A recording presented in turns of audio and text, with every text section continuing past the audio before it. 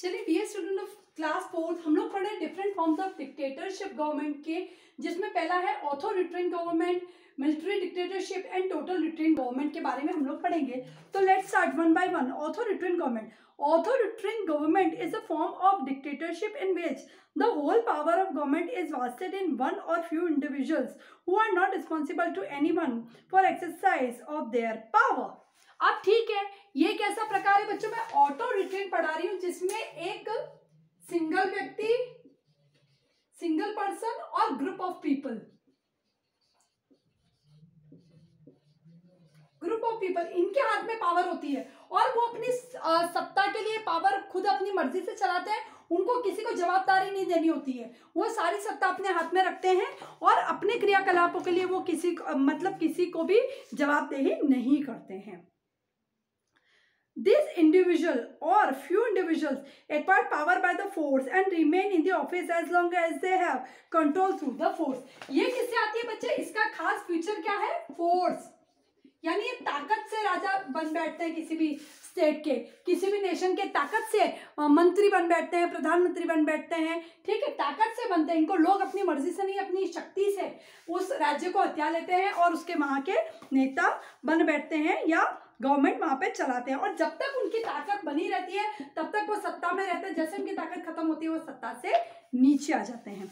Acquired power by the force and remain in the office as long as they have a control through the force. After World War II, World War First, authoritarian governments came into existence in many countries, and their popularity increased such an extent that World War II was fought to save democracy from authoritarian government. क्या हुआ? प्रथम विश्व युद्ध हुआ बच्चों, तब उसके बाद ये ऑथोरिटेरियन, यानी जब देखो युद्ध हुआ बच्चों, एक राज्य ने दूसरे राज्य को हरा दिया, वहां का व्यक्ति वहां चले गए, उन्होंने वहां उस राज्य को अपना गुलाम बना लिया, वहां अपनी सत्ता बना ली।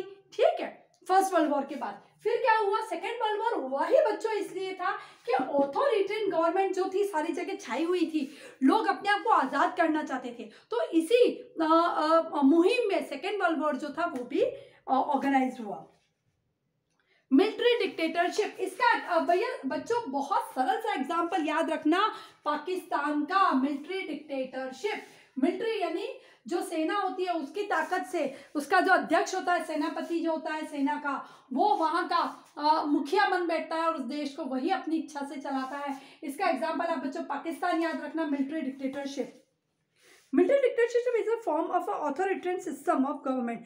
Today in the many countries, military has assumed power after doing away with the democratic system. In such a system, a high-ranking military officer, यानी मिलिट्री का जो बड़ा पद अधिकारी होता है वो officer establishes control over the government authority with the help of his military colleagues and carries on the administration of the country. Military का जो अधिकारी होता है अपनी मिलिट्री से, अपनी ताकत से देश पे अपनी सत्ता जमा लेता है और फिर देश का संचालन करता है अकॉर्डिंग टू मिलिट्रियल रूल्स। और इसमें क्या रूल्स जो होते हैं ना बच्चों, वो भी मिलिट्री के चलते हैं, है ना। सख्त कायदे कानून जो होते हैं वो चलते हैं उस देश में।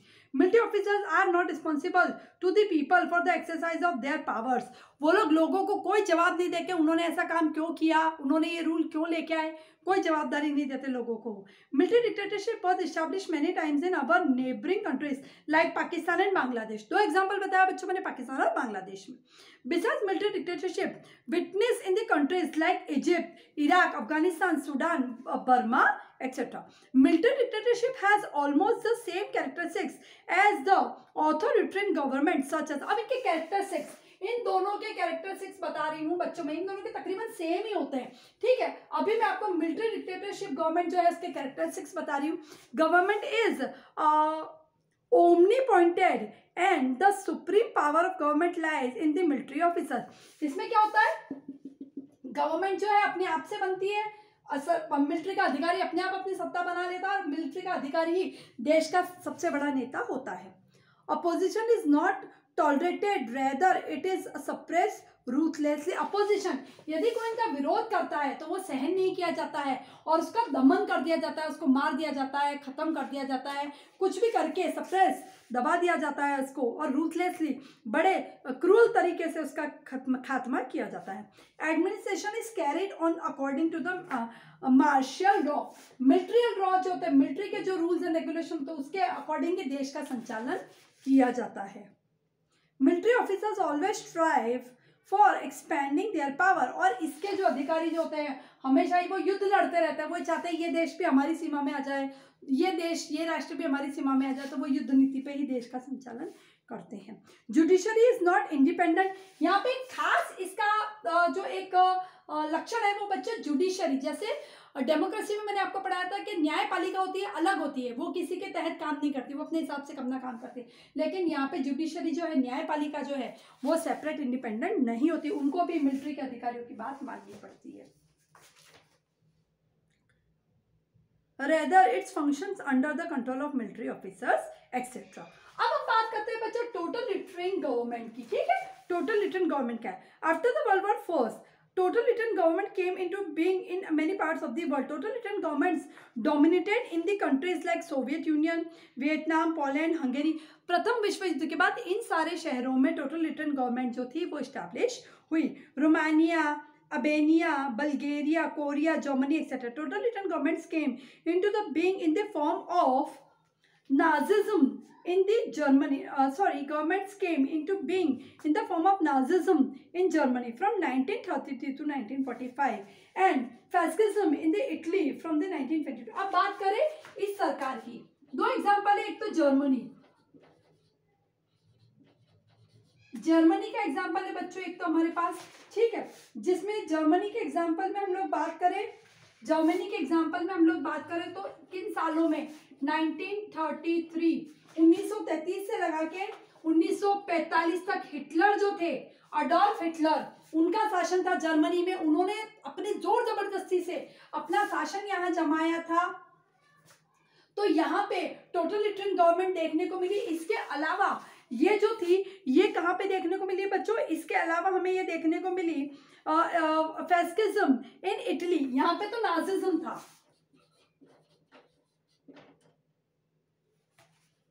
यहाँ पे बच्चों नाजिज्म जो था वो मौजूद था, और इटली की यदि हम लोग बात करें तो फैसिज्म जो था वो मौजूद था, नाजिज्म मौजूद था। और यहाँ पे हम लोग इटली की बात करें,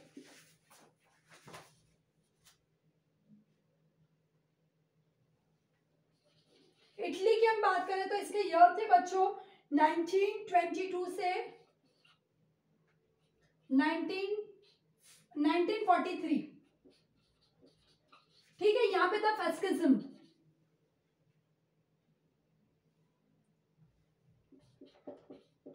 फैसिज्म जो था वो यहाँ मौजूद था, या नाजिज्म मौजूद था, वहां पे फैसिज्म मौजूद था, जबरदस्ती की सरकार जिसको हम कह सकते हैं बच्चों। Although the impact of the totalitarian governments is decreasing in the world these days, yet we cannot ignore them. हालांकि इनका अस्तित्व कम होता गया है, लेकिन फिर भी हम इनको अनदेखा नहीं कर सकते।